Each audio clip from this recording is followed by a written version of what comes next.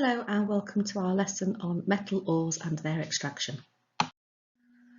So first thing to remember then is when we're talking about extraction of metals, we're talking about taking them out of the Earth's crust. And the crust is relatively thin compared to the rest of the Earth. So it's about, on average, about 21 miles thick. We haven't even managed to drill that far yet. So we're currently about 7.5 miles deep, which means all the metals that we extract from the Earth are coming from this very small amount of crust. It's finite, it's going to run out, and that's the first thing we need to think about. Okay, metals are finite, and therefore this ties into this module of sustainability and thinking about the challenges of using materials in a sustainable way. All metals need to be extracted from the crust, and most metals then also need extra processes before they are then useful to us, and this requires a lot of energy. And energy for materials, energy for machinery, energy for dynamite, energy for the quarrying, energy for moving metals from the mine to a processing plant or a factory. All of that is going to cost money. So sustainable use of metals is not only going to impact environment, it's going to impact wallets as well. Just a really quick recap of other things, other materials that we get from the Earth's crust. Things like the rocks themselves we use for buildings, things like metals we're going to be talking about in more detail, things like ceramics, so the clay that makes pottery, things like the materials silicon oxide and limestone, both used in the making of glass. Obviously fossil fuels like oil, petrol and diesel. And plastics, big misconception. We need to know that the raw material for plastic is crude oil, same as petrol, diesel. You get plastics from crude oil as well. So just like petrol is finite and just like diesel is finite, plastics also come from a finite resource. Other minerals such as the diamonds we wear in our jewellery, all the gemstones, things like gypsum we use for plaster in our housing, and of course something like salt, all comes from the Earth's crust. So what do we mean then by finite? You need to understand this definition. It's the opposite of infinite or infinite. So infinite meaning it goes on forever, finite meaning that there is a limit to how long it will last, and the idea that these materials will run out eventually, sooner rather than later for some of them, but they all will run out. We can't make any more. I've mentioned sustainability already. So sustainability is this idea that we are using the materials. So don't get confused. It's not that we stop using everything altogether.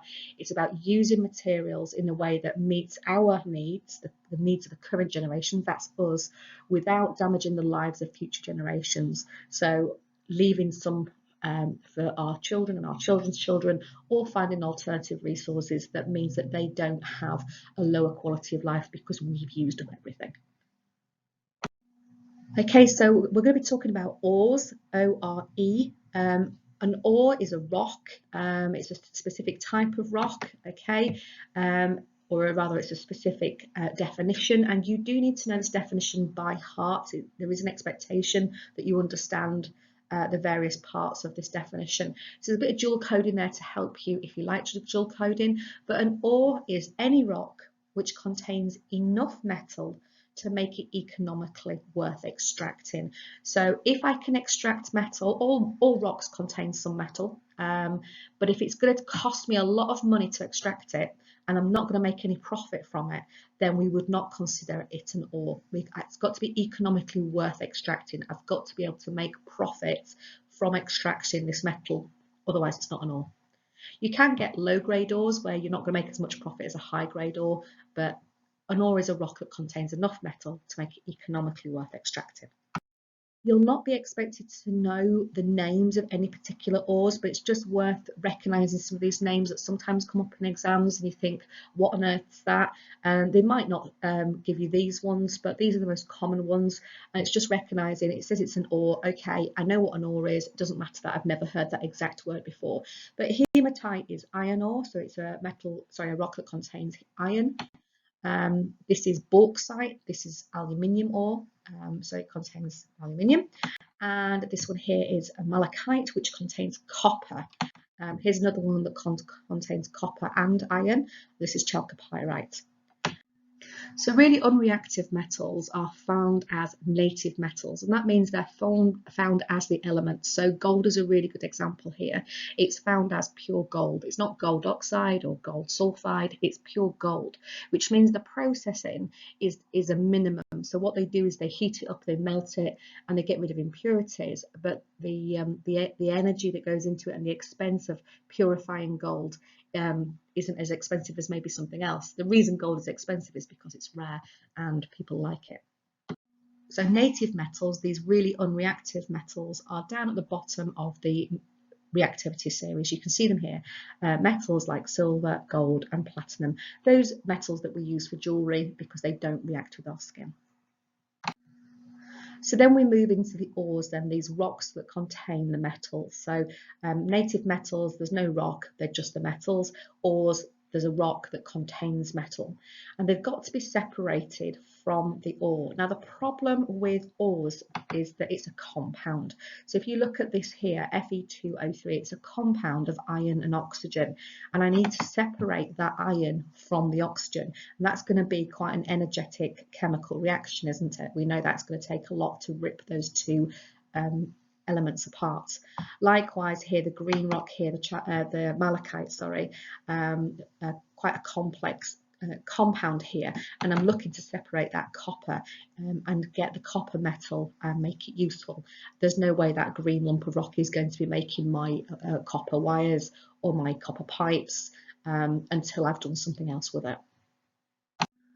So the amount of energy it's going to take to separate this metal from the rock is going to really depend on where it appears on the reactivity series and how reactive the metal is. And as a general rule, the less reactive a metal is, the easier it's going to be to separate it. And definitely the less energy is going to be needed to separate it.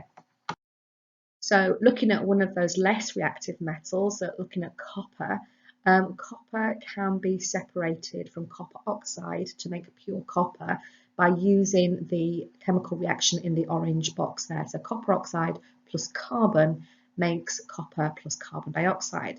And if you can remember that, what type of reaction that is, that's actually a displacement reaction using the carbon, which is here. Obviously not a metal, but the reason it's included this reactivity series is because it's used for this. So here's carbon, and it's more reactive than the copper, and so it will displace the copper. And if you're not sure about displacement reactions, there is another video, and there's a bit more of it coming up in this topic as well.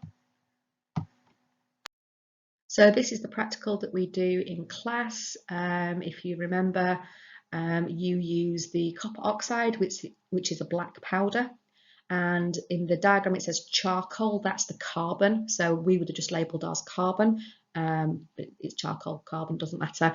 And you heat it up. Now the reason you heat it up is because copper is very unreactive. It needs a bit more activation energy to get it going. And if you remember, you took some time, and the longer you heated it, it started to glow, and you started to see these orangey brown coppery colours starting to appear, and we tapped it out into the enamel basin, and you could start to see lumps of copper forming. Okay, that's the end of this first lesson on Unit 6, guys. I'll see you next time.